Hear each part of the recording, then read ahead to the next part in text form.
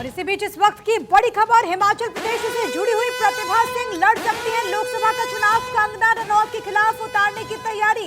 कांग्रेस चाहती है कि प्रतिभा मंडी से चुनाव लड़े। सोर्सेस के हवाले से बड़ी खबर, आपको याद होगा कि इससे पहले उनकी तरफ से मना किया गया था, लेकिन अब खबर यह है कि प्रतिभा सिंह को चुनाव लड़वाया जा सकता है। और जानकारी ये कि संभव है कि कांग्रेस पार्टी प्रतिभा सिंह को मंडी से चुनाव लड़वाए, और मंडी वही जगह है जहां से कंगना रनौत को बीजेपी ने उम्मीदवार बनाया है। तमाम जानकारी के साथ हमारे साथ शशिकांत शर्मा इस वक्त जुड़ गए हैं। शशिकांत, क्या जानकारी, क्योंकि कहा जा रहा है कि प्रतिभा सिंह को चुनाव लड़वाया जा सकता है कंगना रनौत के अपोजिट।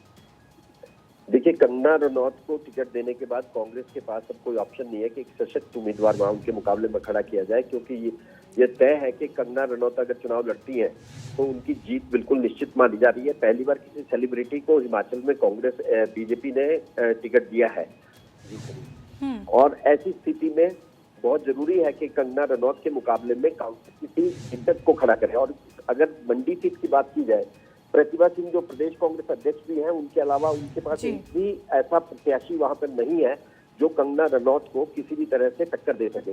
तो प्रतिभा सिंह ने मना किया था क्योंकि वो चुनाव नहीं लड़ना चाहती थी, और उन्होंने एक टिप्पणी यह भी की थी कि कांग्रेस का वर्कर निराश है और वो नहीं चाहती कि ये ऐसी हालत में चुनाव लड़ा जाए। लेकिन पार्टी के पास कोई विकल्प नहीं है, और जिस तरह से भाजपा का एक कल्चर अभी बन गया है कि वो जिस प्रत्याशी को चुनाव में उतारना चाहे उसकी बिल्कुल नहीं सुनती, उसी तरह से उसी तर्ज पे अब ये कांग्रेस में भी ये चर्चा चल रही है कि प्रतिभा सिंह को ही चुनाव लड़ना है।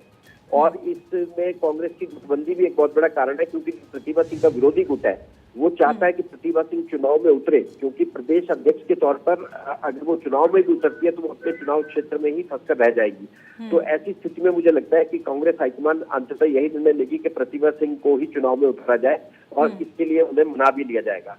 और कंगना रनौत के सामने जो बड़ी चुनौती है, अगर दे सकती है, वास्तविकता भी यही है, वो प्रतिभा सिंह ही दे सकती है। उनके अलावा कांग्रेस का कोई भी प्रत्याशी कंगना रनौत के सामने टिक नहीं पाएगा। और शशिकांत जी, जिस तरीके से प्रतिभा सिंह का पूरा राजनीतिक करियर रहा है, पूर्व सीएम की पत्नी, और जिस तरीके से अगर हिमाचल की राजनीति की बात करें तो एक बड़ा नाम है, ऐसे में मंडी से अगर उन्हें चुनाव लड़वाया जा सकता है, अगर कंगना रनौत के अपोजिट वो लड़ती हैं, तो जाहिर है कि मुकाबला बहुत दिलचस्प फिर हो जाएगा। हाँ, मुकाबला दिलचस्प तो होगा, लेकिन जो स्थिति बनी हुई है उस सूरत में अभी तक यह माना जा रहा है प्रतिभा सिंह जी ने जिस तरह से चुनाव ना लड़ने की घोषणा कर दी, उससे भी उनकी स्थिति थोड़ी कमजोर हुई है। और ये माना जा रहा है कि उन्हें शायद इस बात का आभास है कि वो चुनाव जीतना उनके लिए काफी मुश्किल है, और इसी वजह से वो चुनाव लड़ने की इच्छुक भी नहीं थी। तो एक तरह से उन्होंने आधी लड़ाई तो पहले ही हार दी जब ये कह दिया कि वो चुनाव नहीं लड़ना चाहती, और कांग्रेस का वर्कर निराश है। ऐसी स्थिति में पर फिर भी जहां तक अगर हम बात करें कि प्रतिभा सिंह के मुकाबले में कांग्रेस के पास मंडी सीट पर कोई भी ऐसा व्यक्ति नहीं है जो वहां पर कंगना को चुनौती दे सके।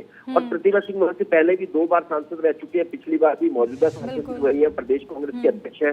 इसके अलावा उनके पति वीरभद्र सिंह की पारंपरिक सीट वो मंडी रही है। तो एक गढ़ है मंडी सीट कांग्रेस का और प्रतिभा सिंह के परिवार का, कह सकते हैं। लेकिन इस बार जिस तरह की हवा चल रही है उसमें प्रतिभा सिंह को लगता है कि उनकी जीत थोड़ी मुश्किल है।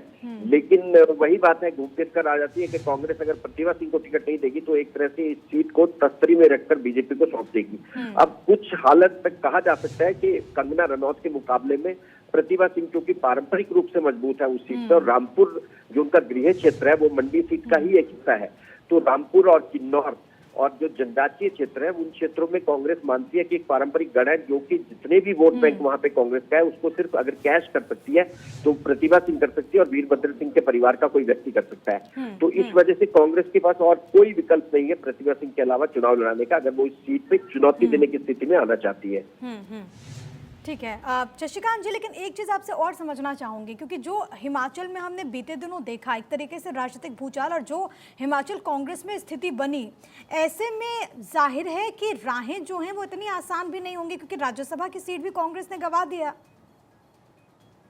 देखिए, निश्चित तौर पर जिस तरह की स्थिति बनी हुई है इस समय कांग्रेस के लिए 4 सीटों पर बहुत बड़ी चुनौती खड़ी है, और 4 सीटों पर यह मान के चला जा रहा है कि बीजेपी की स्थिति काफी मजबूत है। अनुराग ठाकुर हमीरपुर से प्रत्याशी बनाए गए हैं, और कांगड़ा से इन्होंने भारद्वाज को प्रत्याशी बनाया जो शांता कुमार के खास रहे हैं। तो कांगड़ा सीट पे अभी इनकी थोड़ी बीजेपी की काफी मजबूत स्थिति में नजर आ रही है, क्योंकि शांता कुमार के समर्थन के बिना कांगड़ा में किसी भी प्रत्याशी की जीत को सुनिश्चित नहीं माना जा सकता। इसी तरह से शिमला सीट पे इन्होंने पूर्व प्रदेश भाजपा अध्यक्ष सुरेश कश्यप को उतारा है और मंडी पे अब कंगना रनौत को उतार दिया है, जिसने कि पूरे देश में खलबली मचा दी है।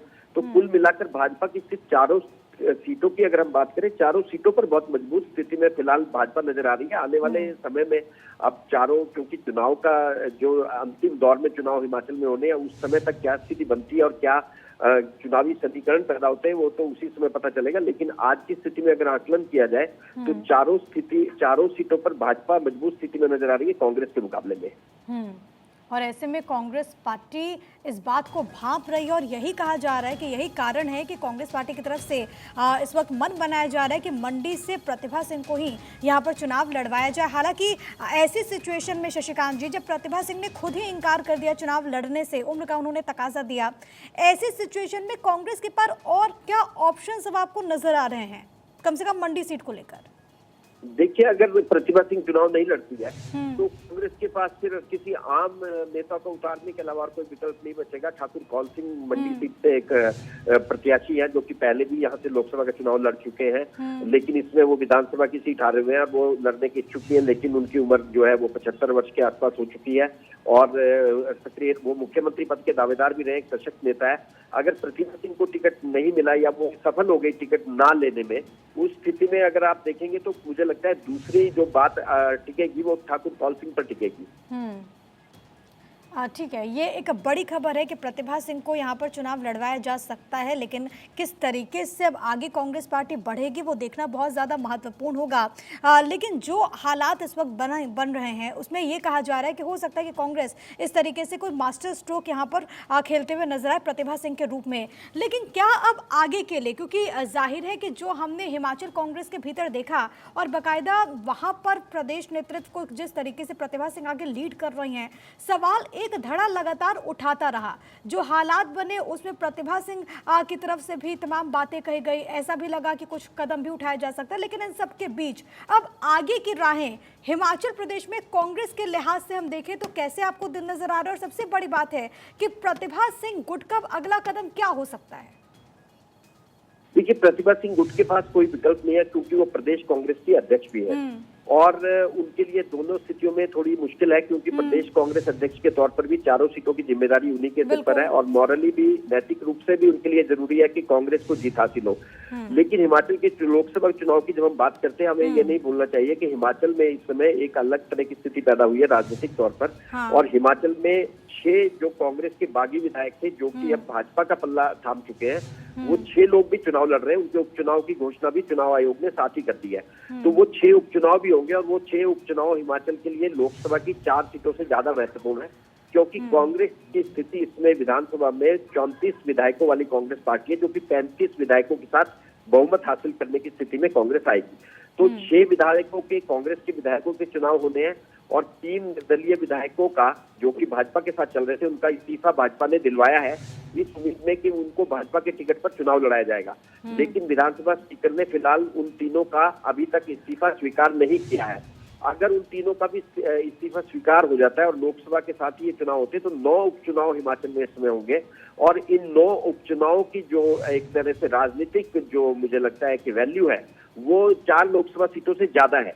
तो जो कांग्रेस के भविष्य की बात आप कर रहे हो वो 4 लोकसभा सीटों पर निर्भर नहीं है, बल्कि 9 विधानसभा की जो 9 चुनाव होने हैं या 6 चुनाव होने हैं, इन पर निर्भर है।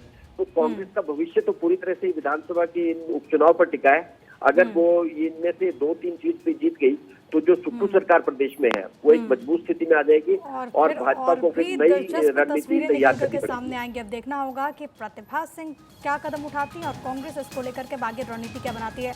बहुत धन्यवाद आपका हमारे साथ जुड़ने के लिए और तमाम जानकारी दर्शकों तक पहुंचाने के लिए। तो बड़ी खबर यही, और एक बार फिर से हमारी खास पेशकश भारत के मन की बात मुंबई से।